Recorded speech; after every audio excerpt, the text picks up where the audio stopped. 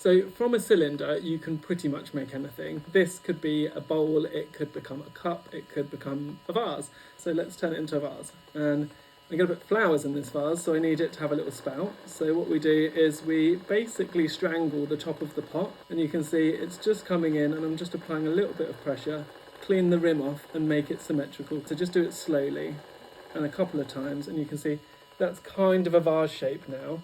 And what I would do with this is I would stop there with the throwing part and get the exciting part of the trimming. And I use a wooden paintbrush end.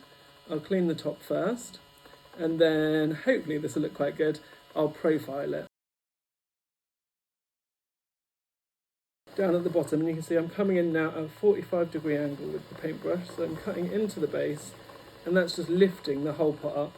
And I've got quite a nice round form. Then I'll get back in with my fingers and I'll just neaten up that base bit. That's a pretty good pot so far. I'm pretty happy with that for my flowers, but then I'll just clean it all off.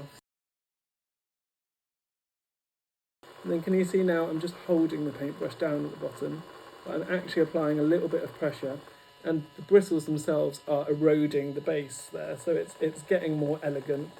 That is pretty much how I would make a little vase. I've given it a little wobble in there, but that will all come out when I trim it later.